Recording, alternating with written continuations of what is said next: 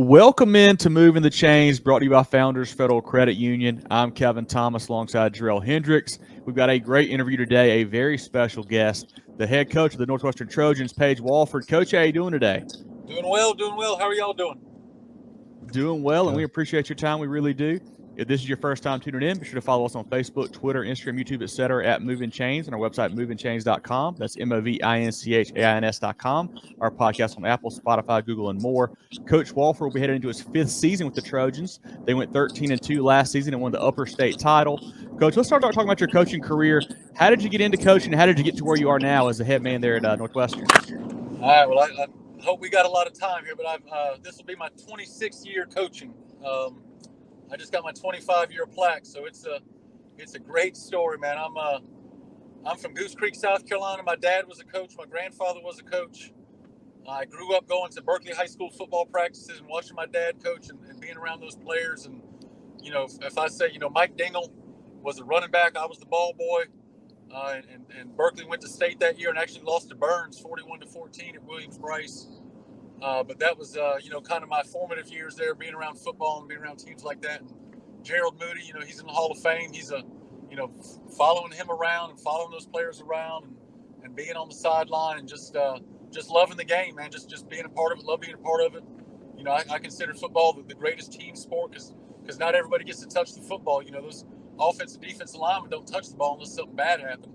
So those guys are, the backbone of the team and really deserve everybody's kind of the praise and everything else. But, I started there and I went to Winthrop University and did my student teaching at Northwestern. And it was in the spring, so I was helping coach baseball. I played baseball at Winthrop. I was on the team at Winthrop.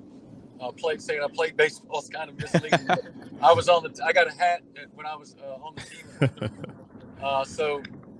Helped coach baseball and worked through spring practice with Coach Wallace. And, Bobby Carroll was there at that time, and Mitch Walters and those guys that, were really back when Region 2 was Region 2. When you had Spartanburg and Rock Hill and Gaffney and Dorman and those schools that were all just real good football. And I knew from a young age I wanted to coach football. I wanted to be a coach and I wanted to coach football. And even though I wasn't good enough to play in college, but I was able to play some baseball and get some experience there. But I went from there to Carolina High School. Let me back up. I graduated from Winthrop, went to Clemson University, and met James Earl, who had played at Clemson. He was coaching at Clemson at the time, and pretty soon after that, he became an assistant principal at a high school in Greenville called Carolina Academy. I went there for a year and a half, and then I was at Pickens High School for a year. Moved back down to the Low Country and coached at Wando for 8 years, and then the job I always wanted. I was offensive coordinator. I was a head strength coach. I was calling my own plays. I was still kind of young. Had a great job, and an opportunity opened up at Northwestern High School. I came and visited during spring break. That's when Kyle Richardson got here, and they were scoring 1 million points and playing real well on offense. And I wanted to kind of learn what they were doing. And I found out during that time that they were going to have a PE job open, and applied for that job. And that's an even longer story, but I ended up getting the job. Ended up getting hired. Really, I got hired after season and after the practice had started for the summer. It was back and forth and real nerve-wracking there for a little while, but hated to leave hand in hand. Really great people there, but got the job that I always want. Left the best job I ever had for the job that I really always wanted, which was the chance to coach at Northwestern High School and be in Rock Hill again. And I was here for 6 years, and then I went to Daniel for 1 year. And I loved my time there and being there in Clemson with that staff and those kids. And that community is really special there at Daniel. And then, some things happened at Northwestern. And, I never thought I'd be the head coach of Northwestern. But, if you want to make God laugh, just tell him your plans, because things just fell right into place. And, it was really like I didn't have a choice. And I got to Northwestern, and then, this is going on my 5th year. So I've been really blessed and really just – I've been around some great people and some great kids. Coach, before we go on to this year, talk about last year. You went 13-2, upper state champions, just a heck of a season. You bring back a lot of that core. Were those players able to build through the summer and the spring using that experience and kind of fuel them in their off-season workouts? I think so. We think so. We had really good attendance this year. probably the best attendance we've had as a program in a summer of any school I've been at, honestly. Kids were showing up, kids were excited, they wanted to play. And then we make it fun. We do some things that probably some other schools don't do that make it a little different for our kids. And, they love to eat, and we'll feed them and have kind of team nights and try to have fun with them and, try not to take ourselves too seriously. So, we have a saying in our program, so what, now what? And, we made it to state and lost. Well, so what? Now what? Well, now we get to work on next year. So, I'm mourning that loss for about a week, and then I forgot about it, and it's always in the back of my mind. But we started working on our process and trying to keep refining the way we do things, and we really feel like how we practice and the way we practice leads to success. So we try to refine that even more and to give our kids the best chance to be successful on the field. So it'll always be with us. It'll always be with me that not winning it last year, but we worked pretty hard before, so it's hard to work any harder than we already do. Coach, let's talk about your staff a little bit. We're able to retain most of the same guys from last year. Do you have any big turnover there? And who are a couple guys you might want to give some shine and a little shout out to here on the program? Well, first of all, I just want to give our defensive coaches a big tip of my cap to them. Coach Donato, defensive coordinator, he's been with me since my first year. Really does a great job with that crowd and really does a great job over there. And I tell him all the time he's the head coach of the defense. I kind of spend my time with the offense and the special teams and just kind of let them, they have it. And, as long as we're playing well, I don't have a whole lot to say to them now. I'm still the head coach, and the wins and losses still go on my record. So if something's going wrong, I tell them I reserve the right to step in, but I haven't had to do that, at all. I haven't had to do that yet. So I've been happy with them. And David Pierce is a defensive line coach. He's got a lot of experience. He was on Coach Wallace's staff for a long time, and really just a really calming influence there, and kind of has a lot of wisdom for that position and for those kids. And he's coached all the great ones, defensive linemen, to come through Rock Hill, South Carolina. So Freddie Banks is a returning. All the defensive guys are returning. Freddie Banks is coming in, defensive back coach. Justin Carson, a young guy that's really got a bright future as a coach. He's doing some things now as a young coach. His father was a coach too. So, anytime I can hire the son of a coach, I know what I'm going to get. So, been real pleased with him. Our another linebacker coach, Ken Gordon, does a great job. He's there and really good for the kids. And Antoine Means is our only new guy as a defensive back coach. Our only new guy. He coaches the other side of the defensive backs with Freddie, and he's got a wealth of experience and has been all over and has done some great things. So we're excited about that. Offensively, I can't say enough about those guys because they have to work with me mainly, and I know I'm not easy to work with. But my offensive line coach has been with me since day one, and has really improved that position. Last year we put Jordan Knox. He's at Northwestern University right now, and has a chance to start as a freshman. So that says a lot about George, Coach Cantrell, and the things he's done. We got a new running back coach.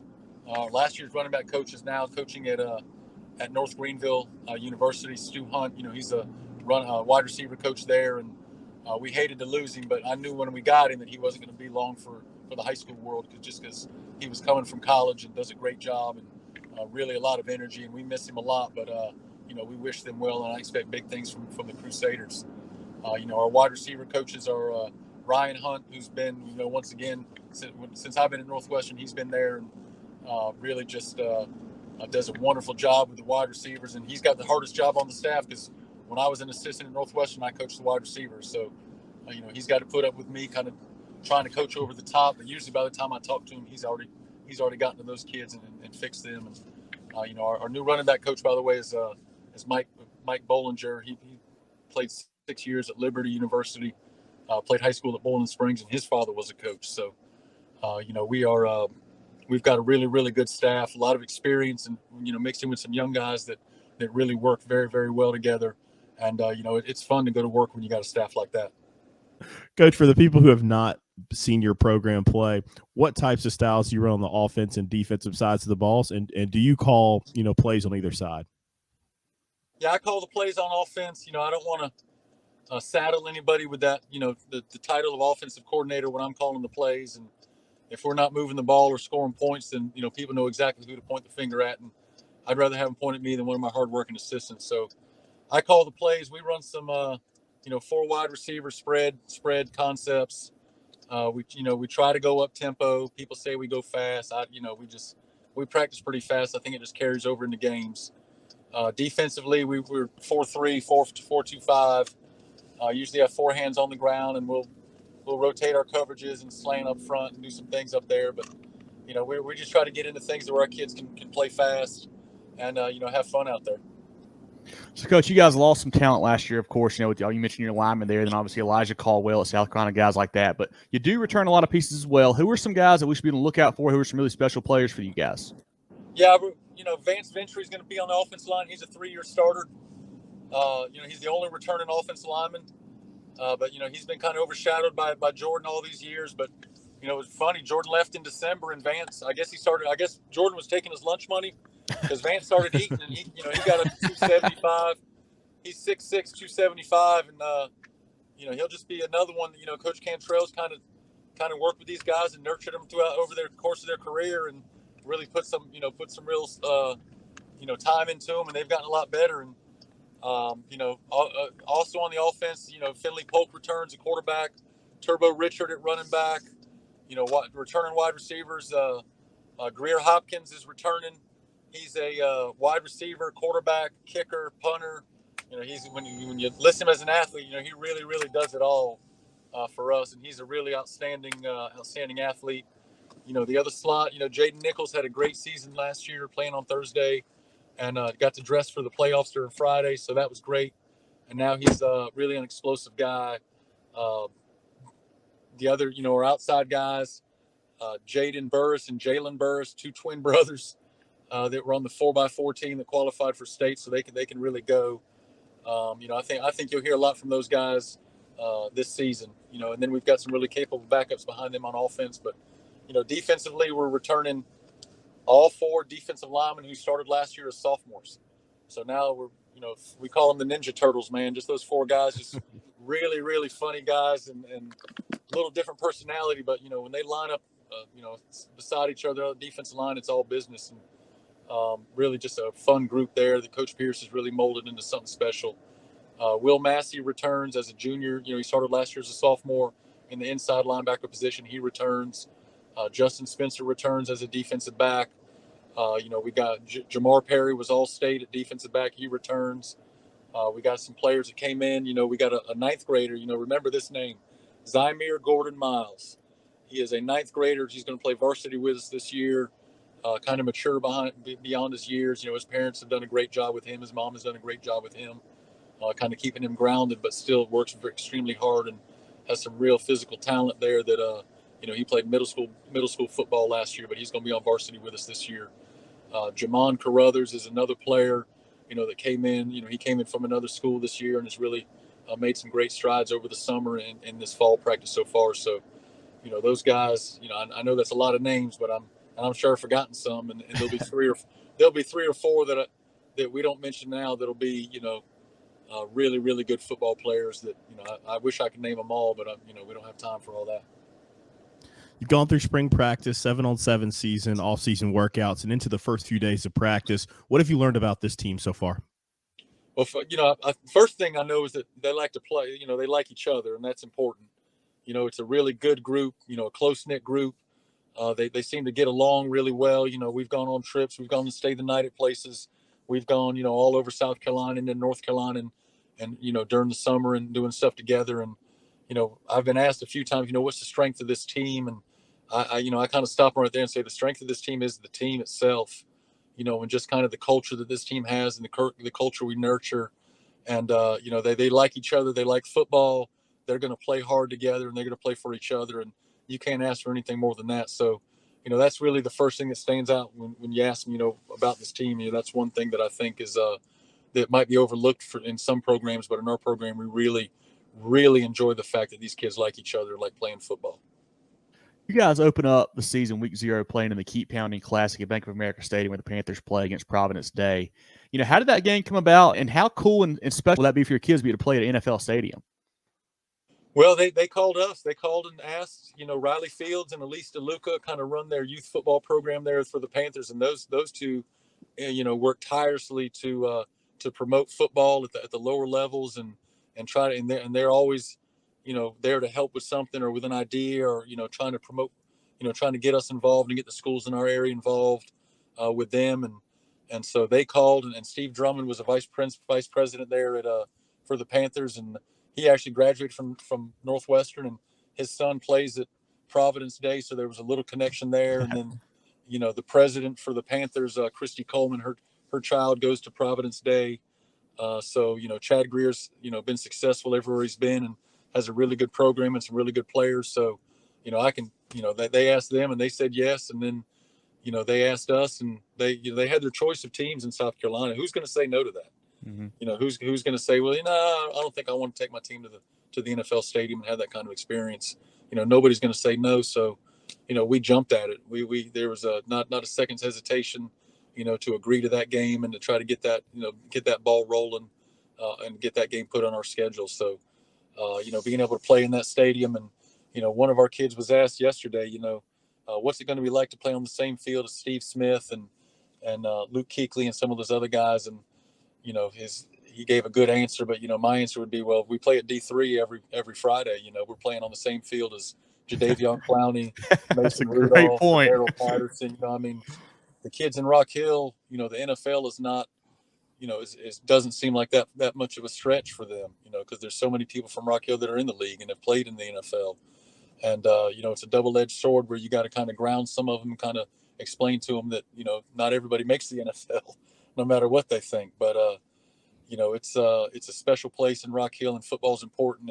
And to have that opportunity for our kids and for our school and for our community in general to be put on that stage with a worldwide brand like the Carolina Panthers, I'm just, once again, blessed and pleased. And, we're going to go out there and try to represent our city and represent our school the best we can against a really good Providence Day football team.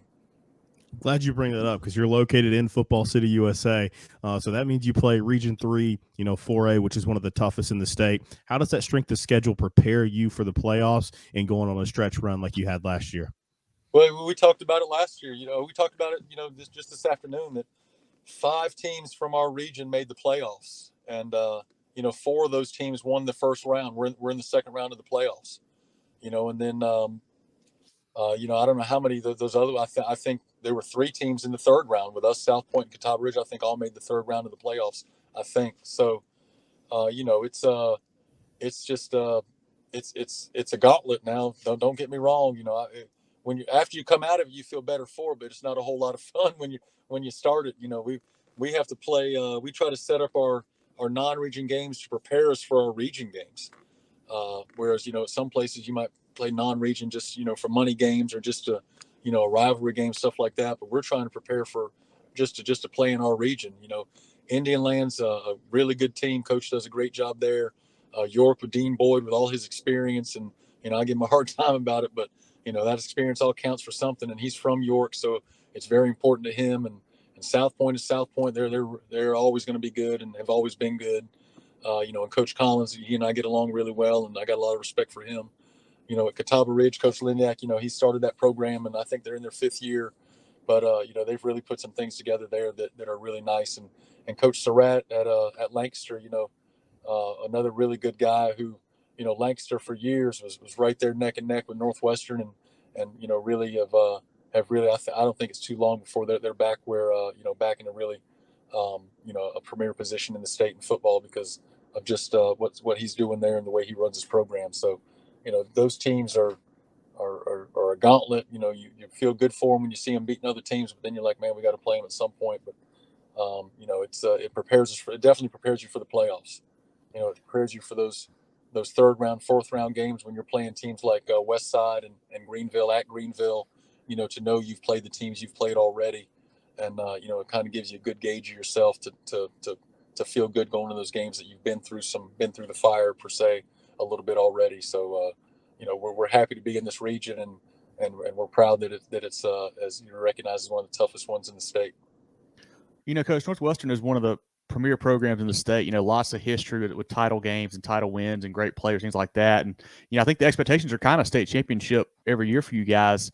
How do you, keep keep a balancing act of, helping the kids to understand that, but also keeping them from feeling too much pressure kind of at the same time? Yeah, I think I mentioned before, we have our little "so what, now what." We have a winning language that we try to perpetuate in our program. So what, now what is at the top. When something good happens, all right, let's look at it this way. When something bad happens, so what? Now what do we have to do to fix it? And it goes the other way. When something good happens, well, so what? The easiest way to not score your second touchdown is to think about your first touchdown. So we try to get our kids to understand that the next play is the most important play. And we've done a pretty good job of that. Going back to our winning language, we talk about ownership, and the best year of my life was the year that I took responsibility for everything that happened to me in my life. And just that's really a maturity thing, and taking ownership of your position and ownership of doing things the right way.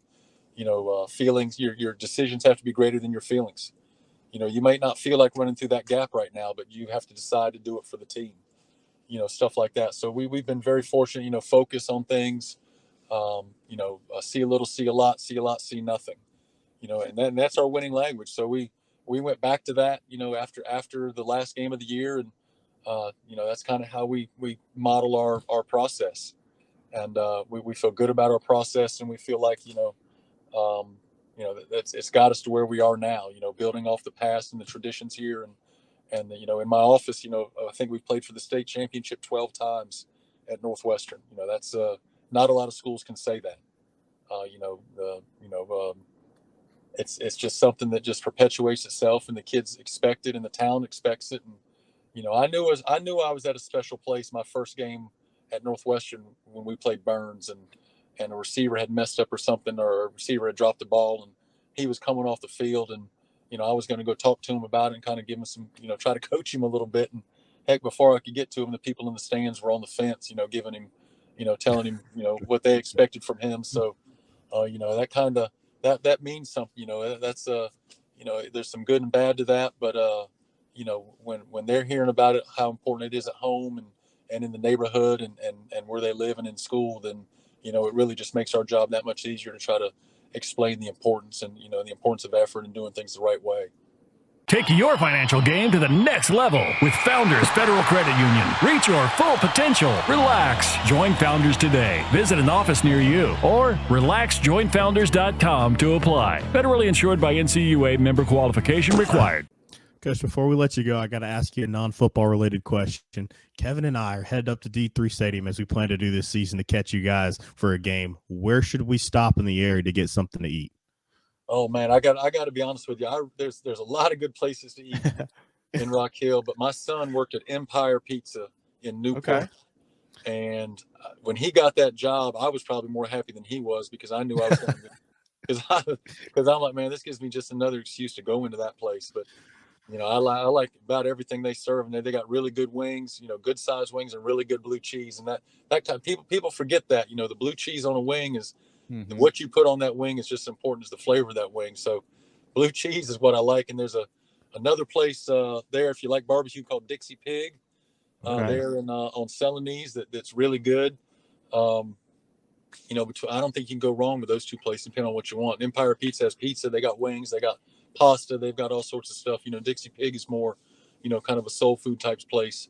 And if you're really want some good soul food, KC's Kitchen there is run by Bud Steele, and he's a former Northwestern player. He and his father run a place called KC's, and that is just when I don't care about what I'm eating, when I don't care about my diet, when I just want to go get full and feel good about myself, I'm going to KC's, because that place is really, really good. Nice. I'll put those on the list for sure, Coach. Yeah, man. Kind of a two-part one here before we let you go. D3 Stadium is a great atmosphere. I mean, Friday nights are just awesome there. Can you explain to some people, what that's like? And then also, you've coached at, places all across the state. What are some other cool atmospheres you've had a chance to really coach games in? Yeah, with D3, start with D3, just knowing the history of it and the games that have been there, and the people that have played on that field, and the championships that have been decided on that field are, it's they always ask me, hey, don't you want your own field? Don't you want your own field? Well, we consider that our home field anyway.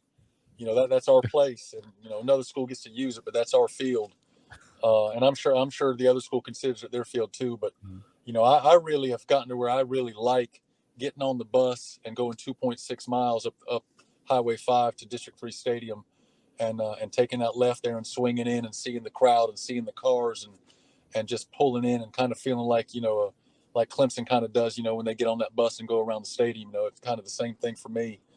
And this year, this year I don't even have to drive a bus, so that's pretty good. I've been driving the bus the last 4 years, so this year I get to ride. So that's new for me, but we'll see how that turns out. But it is a special place, and I'll tell you one thing that's special about it is it's just football.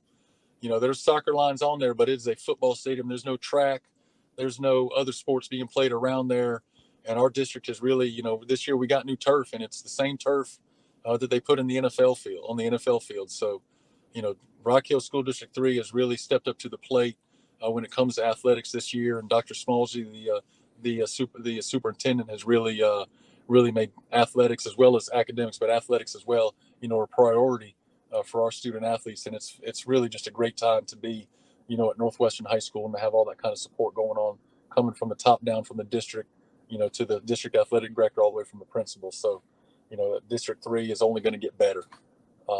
Places in the state that have a great atmosphere, that you can't, I've been to the reservation. I played in the original reservation when I was at Stratford. We actually beat Gaffney at the reservation when it was the original reservation. And I remember that game like it was yesterday. And I remember standing on that sideline right up against that fence and looking out across to the Gaffney fans. And it just seemed like a wall of people, and it just went straight up. It was just, and they were right there on top of you. And, we won that. We went in there and won that game. And it was a long ride there and a short ride home, because we were, anytime you beat Gaffney, they're right at the top in the state with places to play. And I've played in one, we've coached in one at the new reservation as well. But that place is a little more sterile than the old place. It's a little more bigger area, and not quite as much not quite as much right on top of you as that. We played at Greenville last year, Serene Stadium. A lot of history at that stadium, a lot of history there, and the games that have been played there, and the teams that have been there. I thought that was kind of a special place. Perrone Stadium, I like the state championship being at Spring Valley. Mm-hmm. Now, I understand that, when you play on a Thursday and a Friday, that's not really conducive to the learning environment to Spring Valley High School. But if they could find a way to put you get those state championships at Spring Valley, that was, I thought that was a really good place. We didn't play a state championship there, but when we played Spring Valley a few years ago for the region championship, and at their place, and just the bowl and just going down, and just the setup of that stadium is second to none in the state, I think, and really special. I've coached at John McKissick. I played and coached at John McKissick Field, Somerville's field, and that is another historic field where have been a lot of huge games. And I don't know if y'all have ever been there for a big playoff game, but it would get so crowded.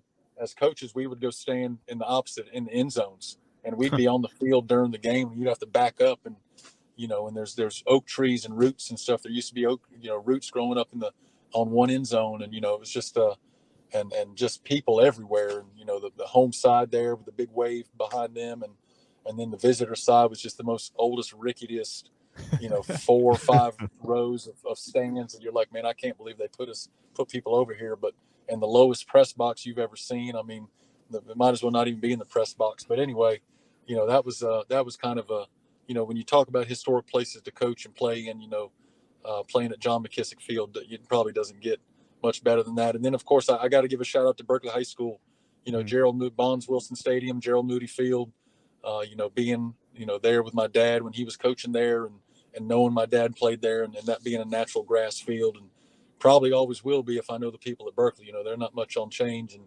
the stands are the same. I remember when they built the stands when I was a kid, the same stands, and they've got a lot of special things at Berkeley High School. And the players run out and they've got the stag, the deer crossing sign that they're knocking on, and I think that there's something, that's really something kind of nice for them to do. So, I guess I've been, now that I'm my 26th year, I've been in a lot of places. So, those are some really, really good historic stadiums. And I've just been really blessed in my career to be able to go there and coach and play. Coach, final question. What are some of your goals for the 2023 version of the Northwestern Trojans? Yeah, we have it written, we have goals that are in my office and in the and also in the locker room. The first one is to, this is going to sound corny, but to win in the classroom. I want my kids to, I know this is off the field stuff, but I want them to win in the classroom. We put an emphasis on academics at Northwestern, and we give them support, but we expect them to do their best in the classroom, to try to win in the classroom. So that's number one. Of course, you want to win the opener, which this year would be really nice to be able to beat that team, and you want to win all your home games. That's our house. We consider that our house, and then we want to win our business trips for our away games. So knock on wood, we haven't lost a regular season away game in I think 3 or 4 years, which scheduling might have something to do with that. I don't know, but we haven't lost many games, but we the regular season and the playoff games. The state championship was really the only one that, away game, if you consider that an away game, that we've lost in the last 3 or 4 years. So people ask me, the sports report had us pick number 1 in the state in 4A. I really consider South Florence until they lose. They're the team to beat until they get beaten. Coach has done a great job there and put together a really, really good program. So, until they get beaten, I think they're the team. I think they're the number 1 team in 4A. But as far as anything else, if we don't have a really good season, I'll be disappointed. I'll put it to you like that. We're expecting good things from our team this year. Well, this has been great. I want everyone to go check out Coach Wofford and the Trojans program on Twitter and Facebook and all social media. They do a great job posting highlights and clips of their kids. Definitely follow them on there. Like I mentioned, follow us on social media at Movin Change, our podcast on Apple, Spotify, Google, and more. Movin The Change, about our Founders Federal Credit Union. Drill, anything else for Coach? We'll let him go tonight. Coach Wofford, first of all, just thank you so much for your time. And, we know it's an extremely busy part of the year for you guys. And just looking forward to what your team does this year. Going to have continued success. And like you said, we'll be surprised as well if you guys are not playing in one of those last games at the end of the year. So we wish you the best. Stay healthy. You guys continue to do well. Yes, sir. Thank you all very much. Thanks for having me. We appreciate it, Coach. Look forward to getting by a game and getting to meet you in person. And best of luck, all right? Yes, sir. Thank you.